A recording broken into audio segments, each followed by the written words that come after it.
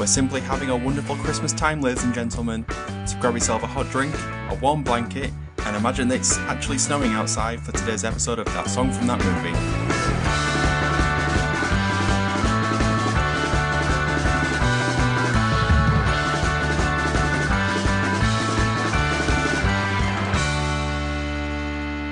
Jingle bells. Jingle bells. Jingle all the way. Thank you for joining That Song from That Movie, the merry journey through the very best and worst of Christmas movie songs.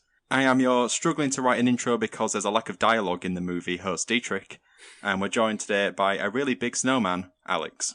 Yep. Been putting on that Christmas poundage, Alex.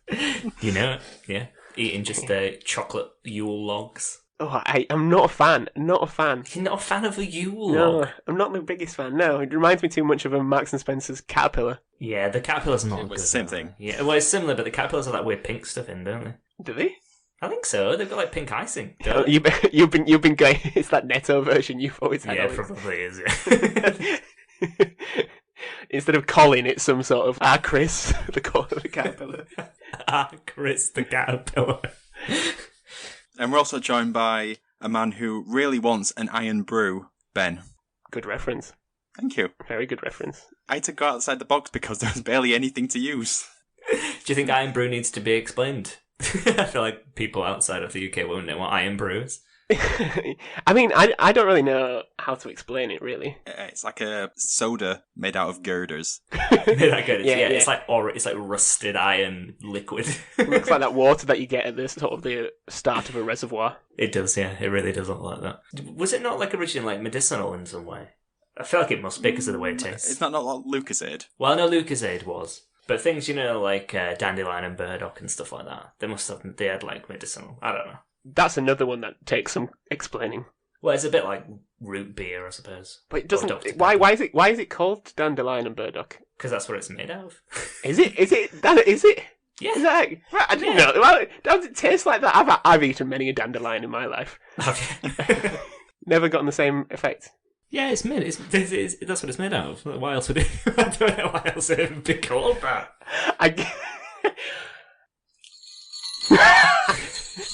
What's that? Who's that in the background?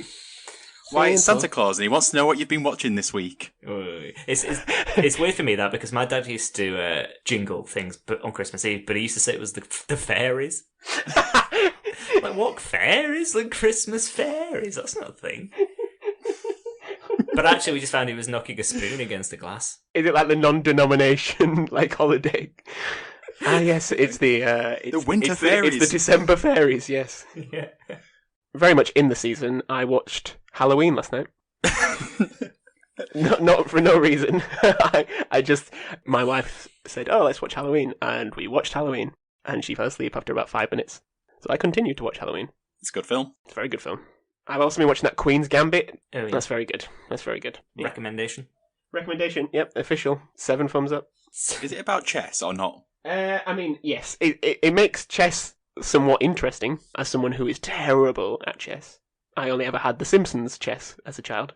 Is there any other kind? Is Queen's Gambit not about Simpsons chess? I mean, it would have been made slightly more interesting. You've got to spice things up these days. What about you, Alex? We watched a film called Single White Female last night. Isn't that the show from Futurama? What is that like? Something like The View or something like that? Something like single female lawyer waiting for her clients. No, it was. It's like a film from. It's like I think it's a bit of a cult film now. It's from like the early 90s, and it's about a woman who moves in with another woman, and she becomes obsessed with her and tries to kill everybody. It's got Jennifer Jason Leigh in it, which is the first thing I've seen her in, other than The Hateful Eight. Yeah. Well, just getting punched every 2 minutes. Yeah, when she's very much doing the punching / killing Good to balance it out. / hitting someone in the eye with the heel of a shoe. Nice. Damn. Aesthetically, it was the most 90s looking film I think I've ever seen. It looked like the Always video by Bon Jovi all the way through. lots of grain, lots of sepia. Lots of nice apartments, people shirtless, long hair. Very 90s. Have you been watching anything, Dietrich? Why, of course I have been. It's week 2 of the PUBG Continental Series Grand Finals. God. Still going on. It's still going on, still another week. Obviously, this might give away when we're recording this, I've just realised, as I've said that. So I'm going to pretend that we're on the final week, and Any Trolls in Chat have made a fantastic comeback and have won the entirety of the North America zone. Happy June. Yes. Okay, so today's episode is We're Walking in the Air from the short Christmas movie The Snowman. So to find out what was happening in the world when The Snowman came out, over to you, Ben. Lovely. So yes, taking you back to Christmas 1982, December to be exact. Time magazine's Man of the Year was a computer, the personal computer. I think that's a stupid thing to do. But anyway, it was the first non-human entity and only second ever non-human entity to win the award, with Earth winning in 1988, which is another cop-out. What kind of silly sort of choice is that? Wait. So Earth won Man Yes. of the Year? Yes. I mean, everyone always says Mother Earth, don't they? You know, if you're going to give it a sex, you would give it I mean, to the we're in the Earth. 80s, there probably agreed. wasn't a Woman of the Year award.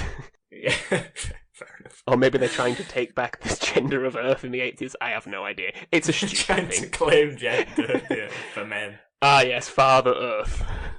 It's Father Time. Yeah, if they'd have given it time. Yeah. Or Father Christmas. Yeah. Father Time has not done anything to win this award, obviously, after the recent legal battles. But the magazine is called Time Magazine. They must have that. Yeah, Oh, maybe, yeah. maybe it feels Yeah. like they're giving it to themselves. 8th year in a row. The personal computer failed to comment on the award. It was a slow month for news, but this was quite interesting. The first permanent artificial heart successfully implemented in a retired dentist, Barney Clark.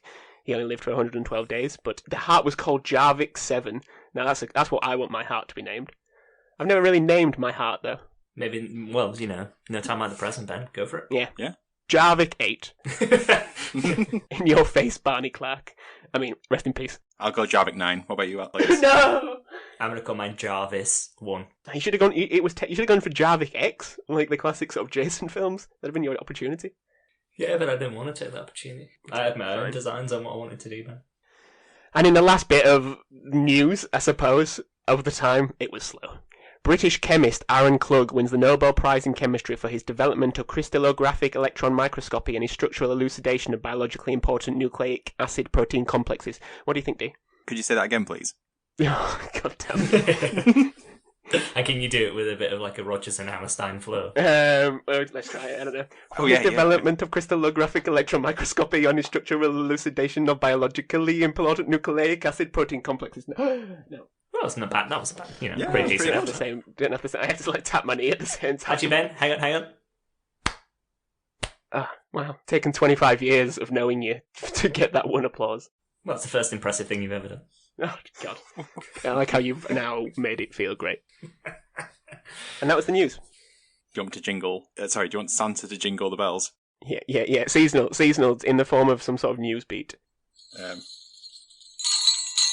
Terrible, honestly. And yes, so also in December 1982 was the release of the animated television film Snowman. It was directed by Diane Jackson and based on the 1978 Raymond Briggs picture book of the same name. It follows the story of a young English boy who makes a snowman on Christmas Eve, only for it to come to life and take him on a magical adventure to the North Pole to meet old Saint Nick. I'm assuming you guys have seen this film. Only once a year for my entire life.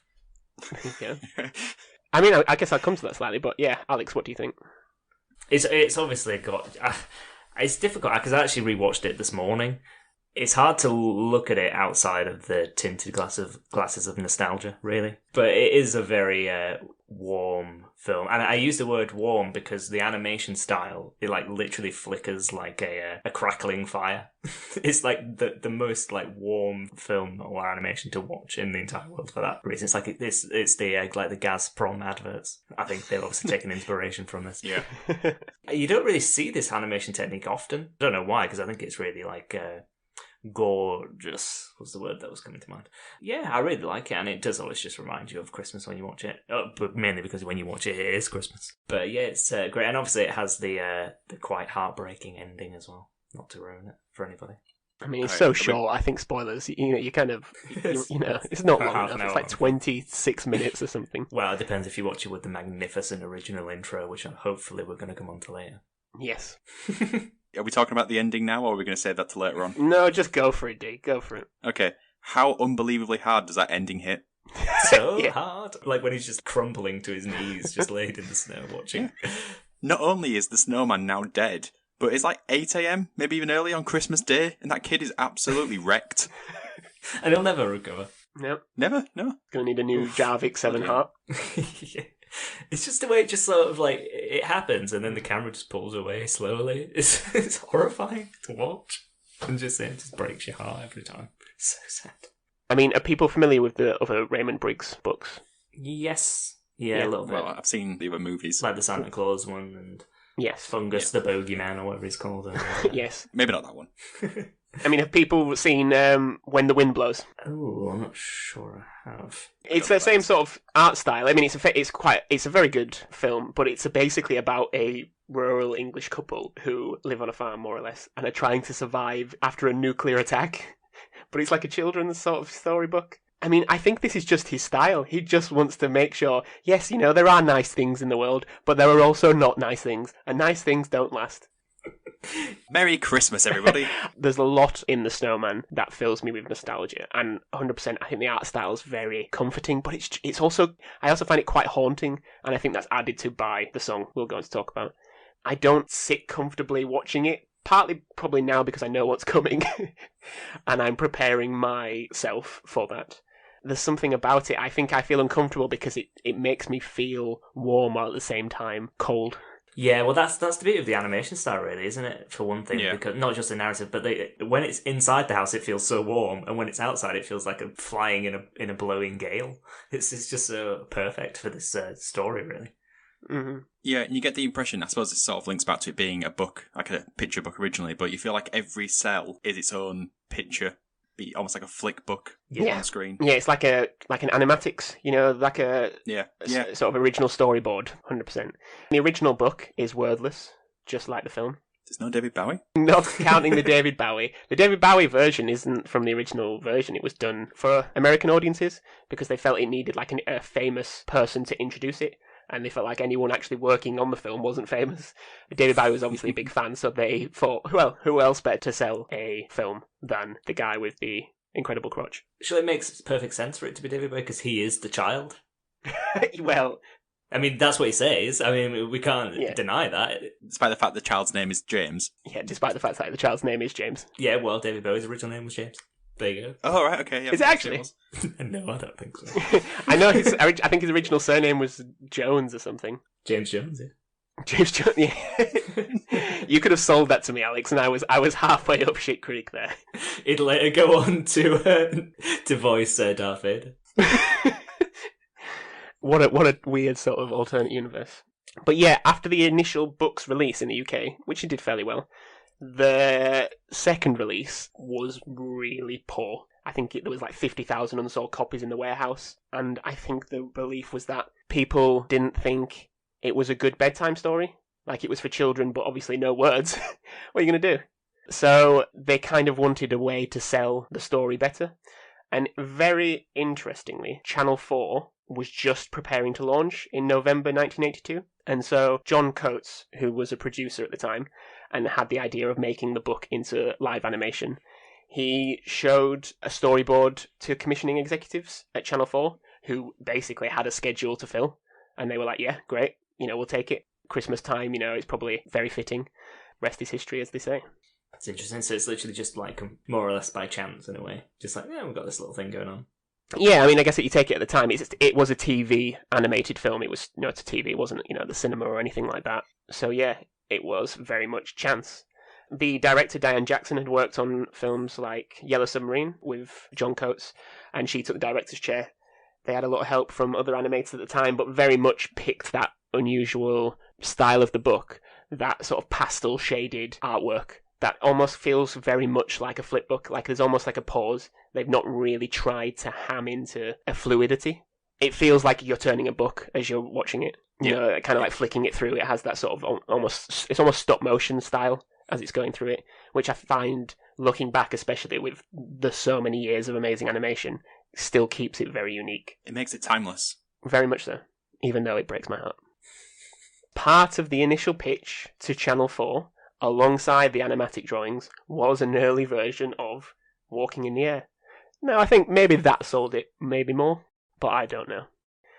Now, Walking in the Air was a song written by Howard Blake, who did the entire soundtrack for the film, and was performed by who? Not Alan Jones. That's all I know. Not Ali Jones. It's mad, isn't it? The amount of people that I've told this to recently after doing this research. What, and they didn't know? I thought it No, was... I think it's very much said all over the internet that I know that's the most famous version, but I thought that was the film version. I've heard this quite a few times, actually. I think it comes up every single year that the film's on. Yeah, I can remember who the actual person is. No, I don't know the name of the actual child. Poor guy. The original version for the film was performed by St. Paul Cathedral's choir boy, Peter Orty. He was 13 at the time and was uncredited for the film. Gutted. Scandalous? Yeah, as you must look back. Every time you watch Cash in the Attic reruns, or Escape to the Country reruns, or you flick on Songs of Praise at the weekend and he's there with his cheesy grin looking at you, and you think, oh, you... Ugh. You smug little Alan Jones. Basically, because of the film's success, they decided to re-release it and intended to give Peter Orty credit on the re-release, but his voice broke. Ah. That was the problem. His voice had broke, so he couldn't do the re-recording. And so, in comes, it's almost like I see this image of like his voice just, hello, and then just bursting through the door, kicks it down, 15-year-old Aled Jones, Welsh chorister. He was older. He was older, yes. He was 15. His voice didn't break until he was, I think, a year and a half later. Until he was 35. Until he was 30. Before we go into that, the actual use of the song in the film, as it basically starts this miraculous, magical journey, what do people think of that scene in particular when Walking in the Air is played? I mean, that scene is, it's iconic, isn't it, really? To British audience, at least. I don't really know how well this came across in America. Hearing the song takes you back to that scene. Yeah. Without the scene, I don't know if the song would be quite as memorable. No, it's hard. I guess they're so synonymous, it's hard to think. It's the heart of the full film, really, isn't it? I really enjoy the part when they fly past a cruise ship and there's like a party going on and the guy's drinking champagne. It's just like, what's going on? Obviously, he's like an alive snowman, which is magical in itself, but then all of a sudden we're flying through the sky, through mountains, through trees, through forests, into Scandinavia by the looks of it. Yeah, he's gone. He must be freezing. Well, I always think that as well, but maybe it's the magic of the snowman. It's magic. Yeah, easy answer, wizard. It's magic. But yeah, it's definitely the part of the film that everybody remembers, other than the ending. Do you think it's elevated by the song, or is it because most of the description you've just talked about is the visuals? I think it is elevated by the song, and I think that's why most people remember that bit. But the two link directly, don't they? The whole walking in the air and them flying.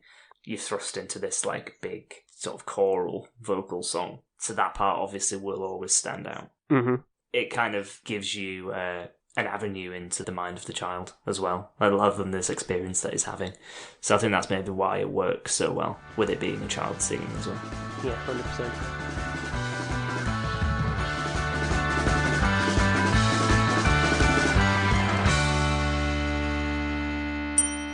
Obviously, as we were saying, the film got a re-release, which is why I needed Aled Jones to come in, but the main reason was for a Toys R Us advert. So do people remember this Toys R Us advert? Obviously, it's a bit before us, but I have seen this a lot, and I think it was used well into my childhood, which was this teddy bear flying the child through the sky into a Toys R Us. Oh, yeah, it does sound familiar. Yeah, so basically they needed to re-record it for that. And various other advertisements that were coming. Step in, Aled Jones. Poor Peter Orty's there on the sidelines, stroking his Adam's apple, while Aled Jones reaches number 5 in the UK pop charts and basically becomes a bit of a superstar. A very clean-cut one. There's no sex, drugs and rock and roll for this guy. That we know of. Not yet. Is his life without controversy? I'm assuming. when you say Cash in the Attic, Escape to the Country, and Songs of Praise, that doesn't scream to me Sid Vicious. It screams to me cover story. It's trying too hard. Let's not get ourselves sued. No, you're a good guy, Ali. Anyway, the performances basically spawned a career for him. He has had many a top 40 album, hits all across the world, basically with this song and others, mostly before his voice also broke, but has had some success since. especially this performance of Walking in the Air, also earned him performances in front of royalty with the Queen. He performed in front of Diana and Prince Charles, Pope John Paul II, and most importantly, he performed at Bob Geldof and Paula Yates' wedding. So he has done very well. Have people seen the Ali Jones video for this song? No. I think I have. He's just walking around the Welsh mountains and countryside. Yeah, basically. I think we don't have a budget. He can't walk on air. He's not that good. How can we... Oh yeah, let's just get him to walk in a very high altitude place. In his very sensible shoes, very sensible clothing. He's even got the walking stick, I think, as if he's some sort of, seasoned veteran of the cliff. Grandmothers will love this. Yeah, I mean, basically. It is that kind of song, isn't it? I mean, have you heard both versions together? I can't tell the difference. No, they sound really similar. Because, when I watched earlier, obviously that's what's it? I've forgotten his name. Something Peter Orty. Poor guy, he's listening to this. He's listening to this. Eating his bowl of Cheerios for dinner. I think, actually, he's been a successful tenor. So he obviously continued into it. So a career out of singing, so that's fine. I don't know how much of a career, but it's a career. I was waiting for you to say then that he was like the Go Compare Man. Go Compare Man, yeah. I mean, now that would have been a tie-in. It would have been a story. But yeah, no, I heard the version earlier, and I actually heard the Al Jones version the day before because it was just when you go on Spotify, that's the version obviously that it picks.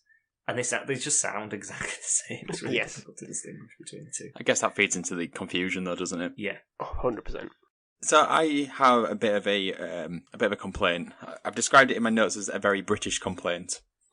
It's not really the Snowman's fault. In fact, it's completely not the Snowman's fault. I need to ask the question: how dog shit is the All 4 app?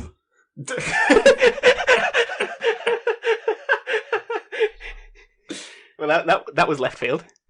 Yeah, I was watching The Snowman yesterday because it was the only place I could find it legally. And they were just dropping adverts randomly in the middle of sentences. It's you get Jet 2 adverts and Colgate and stuff like that just in the middle of it. The worst thing about it as well is when it plays ads at the beginning, it plays 6 ads and then the video doesn't work, which has happened to me numerous times. And then you have to watch the adverts again. Yeah, that one's happened to me in the past. I can't remember what I was watching, but I think I saw a Nando's advert 4 times in a row. Yes. It was a minute long. It's terrible when you're watching things like Bake Off that already has 4 adverts, often every 10 minutes, and then I've just had 6 adverts to start it. Well, at least Bake Off has sort of scheduled ad breaks. The Snowman doesn't have that, so it's just dropped in randomly. There's not any warning. Yep. He's walking the Snowman through the house, and as he opens a door into a new room, it goes, "Darling, hold my hand." Jet 2 adverts start. Wow. It'd have been better if they green screened the door opening and it's in the archway of the door. I think I would appreciate the moxie of doing that. Yeah. For our American audience, I wrote down the equivalent. So think of the quality of the Crackle app, but it's actually being provided by one of the main channels in the country, like NBC or ABC. Take your word for it. I mean, the full thing is just on YouTube. Mm. Why would I search there? D goes to All 4 for all of his video streaming needs. I looked for it on YouTube, watched it, but it didn't have the David Bowie intro, so I then searched for a version that had the David Bowie intro and also found that. It was the Bowie version on All 4. Oh, was it? Well, that's something at least. But it was interrupted midway through his 1-minute segment by a Jet 2 advert. Yeah, pretty much. Oh, because he actually says at the beginning, he goes, "We used to go on holidays in the summer," and then that's where the Jet 2 advert comes in. Darling, hold my hand. That concludes my very British complaint. Continue, Ben. Okay. Find a segue from that. So, Ali Jones. We all love him, don't we? He's a Welsh treasure. At least I think he is. But I'm asking you guys now, is he the most famous Jones? And so that's where the top 5 comes in this week. Well, David Bowie's number 1. Not counting David Bowie. Actual people that still keep the name Jones. That is the only way I've been able to do this. And there's a lot of Joneses in the world. Kenwyn Jones, for example. Obscure. But in November this year, I've gone onto Google Trends and typed in basically every famous Jones. And which Jones is the most popular top 5? I'll let you take the first one, D, because I know who you're going to do. Yep, Osmosis Jones. Rocking in at number nowhere near. Strange that no one's Googling Osmosis Jones in 2020. It's Tom Jones. Where do you think Tom Jones is? Out of the top 5? Yes. Number 1. Tom Jones is number 1, yes. Oh, is he actually? Gethin Jones. Not in there. Steve Jones. Steve Jones? Steve Jones, presenter. Oh, the Channel 4 guy. Channel 4, yeah. You guys are going low. Alex here. Jones. No. One show, no. I think she was like 7th. Oh, right. Indiana Jones. I didn't count him because he's not a real person. So you've got Tom Jones. You've also got someone we've just been talking about for a good 20 minutes. Alec Jones. Alec Jones, number 2. There we go. 3 more guys. Wait, are they all UK? All actors. This is a UK search, so popularity in the UK, but doesn't mean they are UK. But I think they all actually are. I want to say Felicity Jones. Felicity Jones, number 5. Good shout. 2 more. Maybe give us a clue. One passed away, unfortunately. Terry Jones. Terry Jones, there we go. Terry Jones was number 3. Number 4. 3 names. Is Jones the last one? Yes. Jonesy Jones. You know Jonesy Jones. Catherine Zeta-Jones. Jamie Jones Buchanan. Catherine Zeta-Jones. Catherine Zeta-Jones, finalising the top 5. There we go. Beautifully done. Who's Googling her this year? I don't know, people. I look at the spikes. She goes through quite a weird sort of pattern. Unlike Ali Jones that just has his peak basically every November and December. Terry Jones obviously makes sense this year. And yeah, she kind of peters along. Maybe it's just maybe she just Googles herself every morning. Does she have any specific peaks like March or something? Just randomly. It's like a trend. 2000 and March 2015. A lot of people searched Catherine Zeta-Jones. Interesting. I have no idea why. Tom Jones, basically, people are just Googling that boy all the time. He never has a quiet spell. Although he did basically, no one was Googling Tom Jones until November 2011. Is that when The Voice started? Maybe. Yeah. Is that right? Nobody was Googling it before. There we go. Well, I enjoyed that. Good. I'm glad because it took me way too fucking long. You can only search 5 Joneses at once. Okay, so now it's time for the ultimate question. This week, it's about the snowman. So, the ultimate question, Alex. Who puts legs on a snowman? That is a very good question. I don't think I'm qualified to answer. Okay, how about What is Bear, the movie or the song? That one. I don't know if I'm qualified for this either, but I am going to say the movie because I feel like I don't know what my Christmas would be without. But then again, the song is also a big part of that. But I'm going to stick with film. I feel like I always choose film. If someone did like a tally, I've probably chosen film 90% of the time. No place for music in the Alex household. Nope, I'm like that family from Coco. yeah. Snatching off your 1-year-old's guitar. Smashing them. What about you, Ben? I think the natural, innate avoidance of discomfort and uncomfortable feelings that I have makes me want to say the song. Because I just know what's coming in the Snowman. And I want to be like Phoebe and Friends and someone just turn it off after that sort of snowman dance and he meets Santa Claus and everything's great and what a lovely time of the year. And then stupid warmth kicks in. Global warming. This film's an advert for that. Snowman would have been fine before then. Can we, just while you're on that point, actually, because like I said, I watched it earlier. It still looks very snowy outside. So my thought, did the dad go out with the kettle? I mean, to be fair, looking at some of the other Raymond Briggs sort of books, that could have well been it. Or they were just about to go into a nuclear winter. And so it's not actually cold, it's just ash falling from Chernobyl. I pick song. So we've got one for movie, one for song. That is great. I'm picking movie. I think I sort of alluded to this earlier. I don't think the song would really have the lasting impact if it wasn't for the movie. So I think you've got to go for the movie in that regard. I'll accept it. But I'll just take a shorter version of the film. So that brings a conclusion to our look at the song We're Walking in the Air from the movie The Snowman. Short movie. It counts. So you can help us in one of 4 ways. You can follow us on Twitter. Ben, what is our Twitter handle? At TSFTMPod. Follow, subscribe, and like everything. And retweet. 2, you can share this on a subreddit. Alex, what subreddit should they pick this week? Someone's got to finally start looking out for Peter Orty. So his subreddit. So I think we're going to have to set that one up. Create it, and then support it. Post it somewhere. Create it, and then just post a link to the Alec Jones subreddit. I mean, to be fair, if you listen to this podcast, there's been a lot of Alan Jones talk, and the fact that he's the second most Googled Jones. Well, it could be the Peter Orty subreddit. Could just be not my Jones. So the third way you can help is on Patreon. You can sign up for as little as £1 a month or $1.50, depending on where you are in the world. You could even get yourself on one of the episodes. But the fourth And this week, the most important way you can help us is by buying our official Christmas jumper. Wow. Hang on, let me just get the bells. I bet it banged something there, didn't it? Yeah, it whacked my microphone as I was doing that. I can leave that in the edit, though. Move. So if you go to tpublic.com/user/TSFTM, if you send us a picture on Christmas Day around your Christmas meal wearing that jumper, Ben will actually fulfill the promise of giving you a call. We need to have a talk, D, after this. What a lovely Christmas day. Okay, so what's left now is to do some Christmassy goodbyes. So it's goodbye from Alex. Whoa. Did you usually say goodbye from yourself? Maybe I've got some bells that need jingling at the end of this. Alex has just thrown a spanner. You really threw me off, that's why I was expecting you to go first. Okay, now let me rack my brains. You haven't even got one. I made a snowman once and he gave me the scarf. You see, he was a real snowman. And goodbye from Ben. If you take the Christ out of Christmas, all you're left with is Mass. Alec Jones. And it's goodbye from myself, but it's also goodbye from Santa Claus. Bye! I mean, isn't Mass a religious thing as well? I think that's the point, Ben.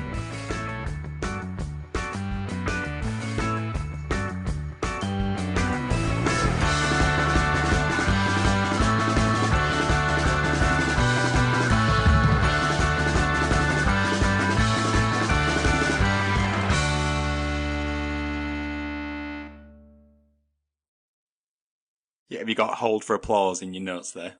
After everything I say, Hold for massive laughter. after every sentence I write down, it says hold for applause.